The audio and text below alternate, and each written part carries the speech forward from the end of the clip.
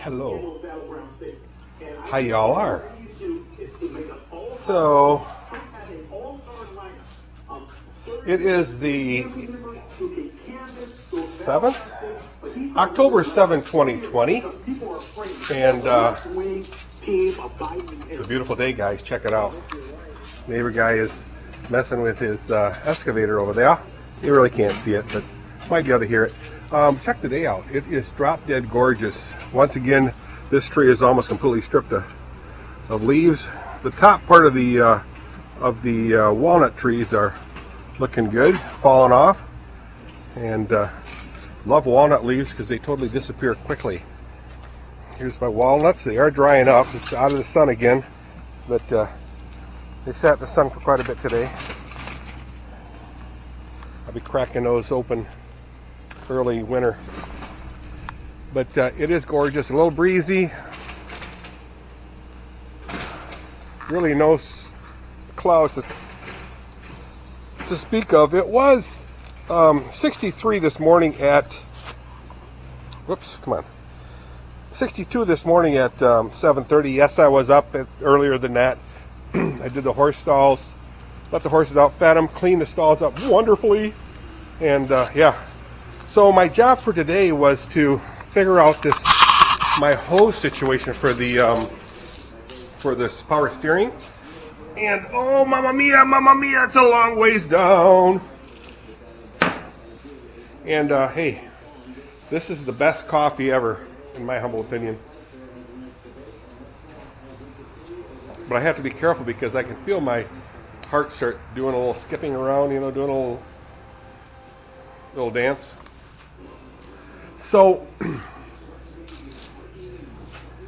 this is the first time I've ever done a project like this, guys. You know, an LS swap, 81 Corvette with a LS engine 6.0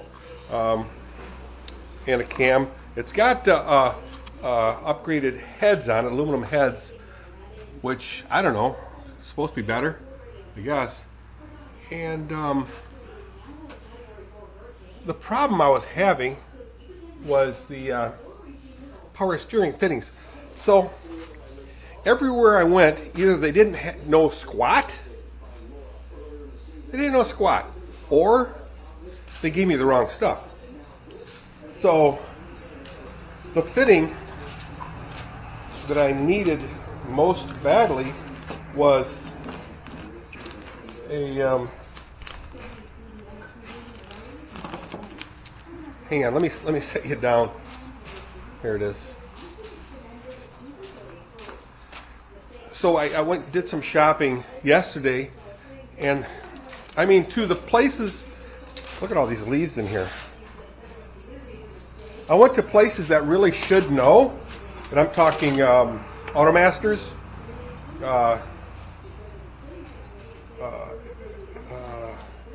Holland PT, which is a hydraulics company. They sell fittings and hoses and all that. And they, also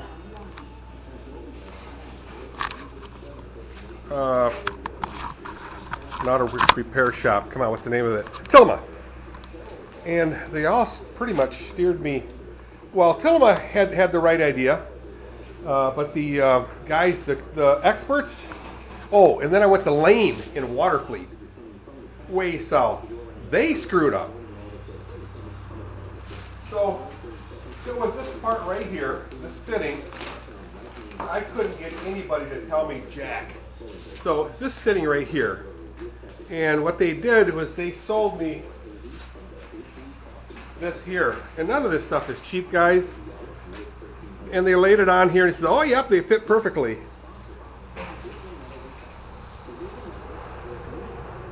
That one does look like it fits perfectly.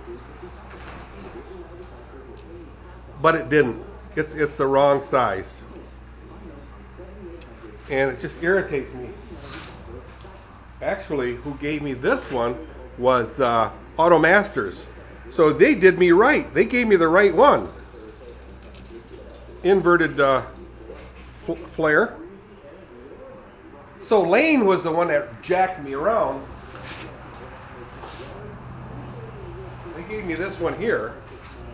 and again, you know, and they said, oh yeah, that fits. Baloney, it doesn't fit. This is 7/16 course. And then what I did is I went to a place called Pritek. Pritek. Bam. They're the place to go. Pritek. They're on Roger B. Chaffee, just south of 36th Street. Very, very helpful guy. The guy's name is, just so you know, Oliver Romano. Or Romano. Oliver Romano, general manager of that particular franchise building. So I told him, well, this is what I needed, this right here. And he said, well, I can make that. I said, really? Yeah. So I said, well, tell me what size is this? And he had his gauges, and it was 7/16 24, I believe it is. So it's significantly finer thread. 7/16 24. So he says, well, you know what? I can make this, use this yet. You know, that's really, yeah. So what he did is he cut it off or something, and he silver soldered it in here, and then crimped it, and then crimped the hose. He says, this is what he made me. And then I found the old piece of the by the pump, and look at that. Had I known that, I would have saved like a month. Okay, so that's the high pressure, and now the low pressure, or the return. Thankfully, guys, I saved everything, pretty much everything, and it's really bailed me out a lot. And this is the one to the low pressure. Oh yeah, okay. Hang on. So this is to the valve, diverter valve, and this end goes to the pump itself, power steering pump. And thankfully, again, this is the one I saved, and it's got that special fitting with an O-ring in there. I should have asked them to replace the O-ring, but no biggie. It's still good. So, needless to say, I am so happy. What a relief! What a relief! So, I'm gonna attach it all. Nice thing is it's flared fitting, so it seals itself. I don't need to put tape or anything on there. Salute. Oh, I had a visit from Hank Hahn. He stopped by, actually 2 times. The first time he stopped by, he dropped off some reading material for me. He's a reader. I'm not a reader. I can't read. It puts me to sleep. So then he and I went to the Dutch store and picked up some nasi goreng mix, and I told him, I says, you can buy this stuff, but I wouldn't buy it. But I said, I can make the best nasi goreng, which is fried rice, Indonesian fried rice, than anybody in the whole world. Nobody can make it better than me. I know, you know, I know I'm humble and all that. I exude humility, but no one can make better nasi goreng than me. Just the way it is. So the sad thing is, I bought all this stuff, you know, the packages and all that from out-of-state places, or, you know, Detroit area would build it and send it to an out-of-state and then bring it to me, to the distributor, because you can't buy, you know, direct. I like the headers. So everything was horrendously expensive, and here it all sits. Like this, the gas line, I just bought regular, you know, hydraulic hose. Oh, what a nightmare. All these fitting guys, what a bloody joke. I used none of it. None of it. Absolutely none of it. Totally useless stuff. Well, now I know. So this is a learning experience. So I'm not complaining. As Kevin Hogue would say, I'm explaining. I'm complaining. No, it's just a learning experience, and I'm learning a lot. Just one of those things. So I'm not, I'm not that concerned about it. I'll just, put it together. And then once this power steering is on, I can start putting all the fluids in there. Can't either, but I have to put in the oil dipstick and then the transmission dipstick, which I have. I just got to install it. Will I be able to do it today? I don't know, guys. It's way up in here someplace. The hole. Here. Huh. I don't know where oh, it's right here. See my finger wiggling? It's right there. That's for the transmission. Then the oil is right. Follow my finner. Follow my finner. Right here. Here. Yeah. See my finner? Right here. Right front next to the starter. So, yeah. I'm a happy camper. So, I get to scratch off another 2 things. I should make that, 3 things. So that's the power steering hookup, oil dipstick, and the tranny dipstick. And then honestly, I'm ready to get this thing fired up. It's ready for all the fluids. So 3 more things to go, and then this thing will be done, in my opinion. Yeah. What time is it? It's probably 5 something. It's 4:40. So I'm just going to hook these lines up as best I can and then see what happens. All right. Then tomorrow I will bring the Jeep front here. I have to jump it because the battery's dead, almost dead. I hopefully can do that with a tractor, or otherwise I have to bring my truck back there. So we'll see what happens. All right, guys, have a good day. Let's take one more. Oh yeah, every Saturday, guys, until the end of October, at the end of Clay Street, which is south end of Clay Street, they have a car show. So this gentleman by the name of Oliver Romano, see, I remember his name, super nice guy. He's got I think it's a Hellcat, and he just bought it. He just got rid of a really nice C7 Z06. Are you kidding me? He got rid of that for a Hellcat. The Hellcat is 900 horsepower. Ah, that's the reason why. And the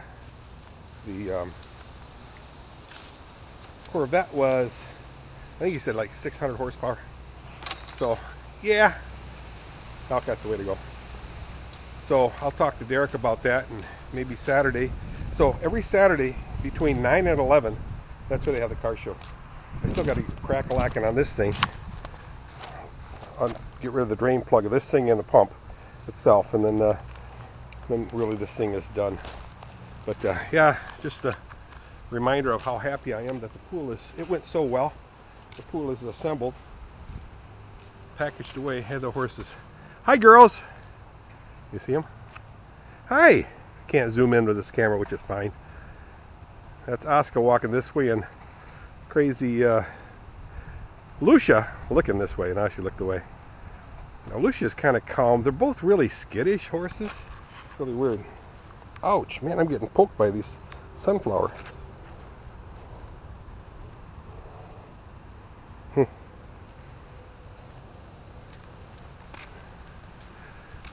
The birds come in here and they'll pick the seeds out. How cool is that, huh? Sunflower seeds?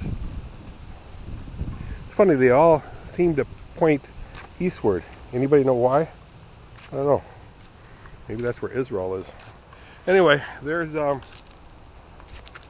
look at my chair fell over. Actually got to get it out of here. Now it can't fall over. Got to get out of here for winter.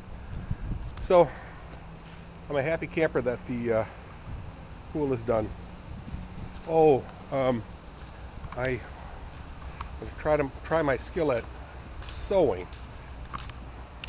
So this corner right here, this edge right here, pulled out. All the threads pulled out. I don't know why. So I'm going to try figure out a way to sew it back. Not sure how it goes. Oh, see, it's top and bottom. And you got all these little dinky holes. I'll just follow the holes. But if this went bad, why doesn't everything else? I don't know. Must have had some Indonesian woman do that. Oh yeah. Good thing you guys got a good sense of humor. So I'll sew that. Just follow the holes that are existing holes.